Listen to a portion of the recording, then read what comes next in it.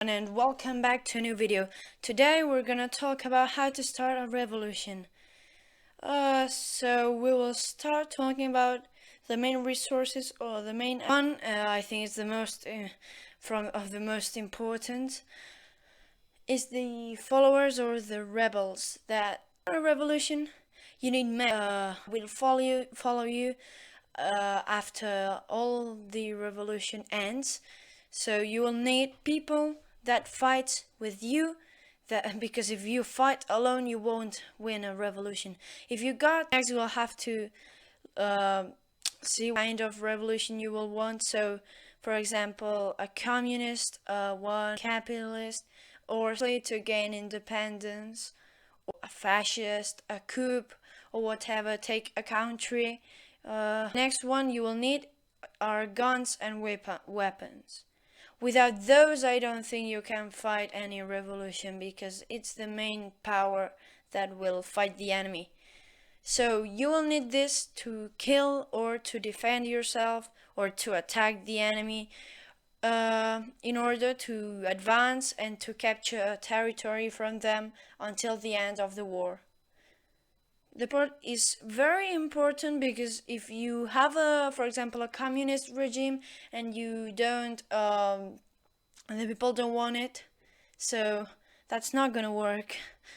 People to join means that you have to tell them what you're fighting for and that they know what they're fighting for, so they will join you. There is more people that joins you in your lines and helps you win this war. A lot of allies, or maybe one major one. Why? Well, because you will need a source of equipment and ammunition and weapons. Why? Because you can't get it all from by yourself. You'll need enemy. What I mean with this is that you have to know, for example, in Spain, know that there's 400,000 active, how many there are in reserve, how many people is able to join the army to fight you, and then you have to see what kind of equipment they have and how you can fight it. The next one is, for the last thing I said, the money. Why? If you, for example, if you have tanks, if the enemy has tanks, you will have to fight them, and you will have to buy. I don't know. If you don't have enough weapons, you can buy them through the black market, and you will need a lot of money, because that's not cheap. For example, if you're in Russia and want a communist regime, you get some men, you make the revolution thing, and you win, and people don't like you. Well, or you lose before winning the revolution, or when you win the revolution, there will be future rebellions, or as I have here, raids, which balance.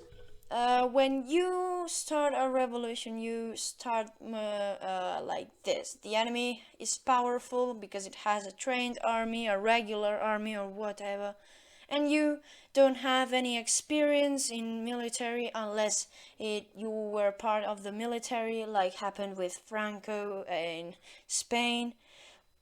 That they were basically the Spanish military that rose up against the government.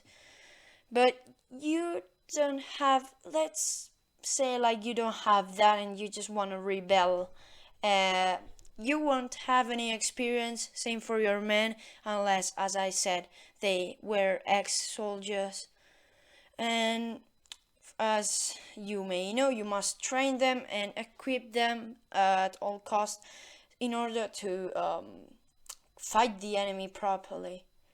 A rebellion, it starts as a little one, and you must convince the people slowly when you're advancing, or whenever you're taking a city, that you are fighting for them, that if they join you, what they will win for, and then that will give you support and manpower.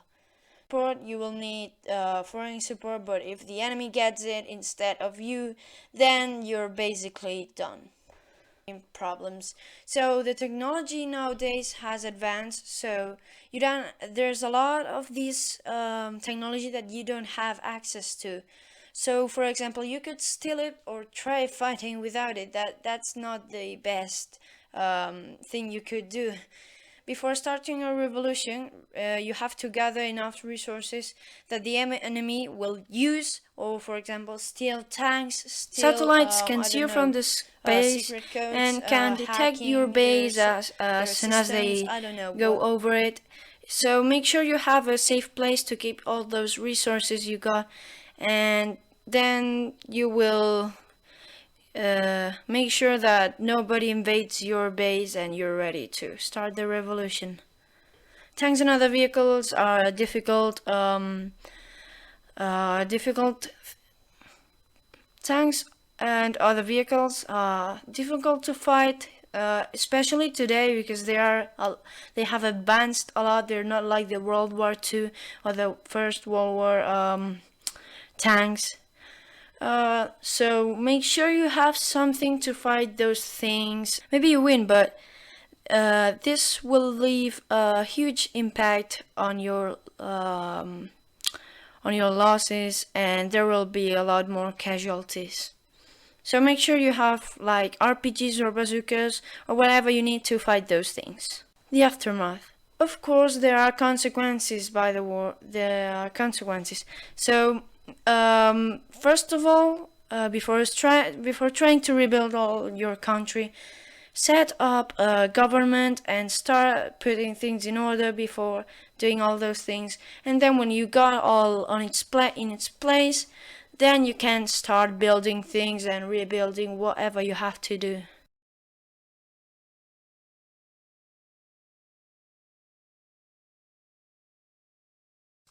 If you enjoyed the video, please make sure to like and subscribe. It helps me a lot. It's free and you can always unsubscribe later. Thanks for watching and goodbye.